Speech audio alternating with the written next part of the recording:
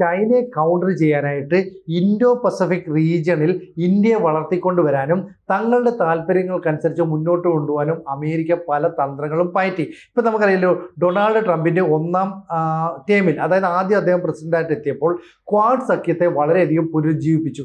കാരണം ക്വാഡ് എന്ന് പറയുന്ന സഖ്യത്തിലൂടെ എങ്ങനെയാണോ ഓസ്ട്രേലിയയെ, ജപ്പാനെ അതുമൊക്കെ നിയന്ത്രിച്ചിട്ട് അമേരിക്ക കാര്യങ്ങൾ മുന്നോട്ട് കൊണ്ടുപോയത്, അതുപോലെ ഒരു രാജ്യമായിട്ട് ഇന്ത്യയും നിലനിർത്താം, ഇന്ത്യൻ നേവിയുടെ മേൽ അങ്ങനെ ഒരു സ്വാധീനം ചെലുത്താം. പക്ഷേ ഒരു ടൈം കഴിഞ്ഞപ്പോൾ തന്നെ അവർക്ക് മനസ്സിലായി ഇന്ത്യൻ നേവി അങ്ങനെ പിടിച്ചാൽ കിട്ടില്ല. അതുകൊണ്ട് എന്ത് സംഭവിച്ചു, ഈ ഡൊണാൾഡ് ട്രംപ് രണ്ടാം ടൈമിൽ വന്നപ്പോൾ ഈ ക്വാഡ് സഖ്യത്തെ വീണ്ടും പുനരുജ്ജീവിപ്പിക്കാനൊക്കെ ശ്രമിച്ചെങ്കിലും ഇന്ത്യയെ അതിൽ നിർത്തണോ എന്നുള്ള കാര്യത്തിൽ സംശയമായി. ഇന്ത്യയെ അറിയിക്കാതെ ഇന്തോനേഷ്യയുമായിട്ട് ചേർന്ന് ജപ്പാനും ഓസ്ട്രേലിയയും അമേരിക്കയും തമ്മിൽ ചില സൈനിക അഭ്യാസ പരിപാടികൾ വരെ ആസൂത്രണം ചെയ്തു. നമ്മൾ മൈൻഡ് ചെയ്തില്ല.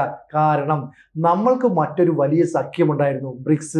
ബ്രസീലും റഷ്യയും ഇന്ത്യയും സൗത്ത് ആഫ്രിക്കയും ചൈനയും ഒക്കെ ചേരുന്ന ഈ സഖ്യം അക്ഷരാർത്ഥത്തിൽ യൂറോപ്യൻ യൂണിയനും അമേരിക്കയ്ക്കും വലിയ ഭീഷണിയാണ്. ഈ ബ്രിക്സ് കൂട്ടായ്മ, ഒപ്പം തന്നെ ഷാങ്ഹായ് ഉച്ചകോടി ചൈനയിൽ നടക്കുന്നത്, അതിനകത്തും അമേരിക്കയില്ല. അപ്പോൾ ഇത്തരത്തിലുള്ള കൂട്ടായ്മയിലൂടെ ഇന്ത്യ കൂടുതൽ പവർഫുൾ ആകുന്നത് അക്ഷരാർത്ഥത്തിൽ അമേരിക്കയെ ഞെട്ടിച്ചു.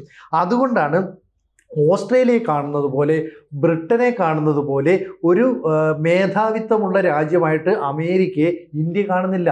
ഇന്ത്യക്ക് ആ ഒരു നിലപാടേ ഇല്ല. അതുകൊണ്ട് തന്നെ അവർക്ക് ഈ പാർട്ട്നേഴ്സൊക്കെ ആയിരിക്കാം, പക്ഷേ ഇന്ത്യ അങ്ങനെയല്ല.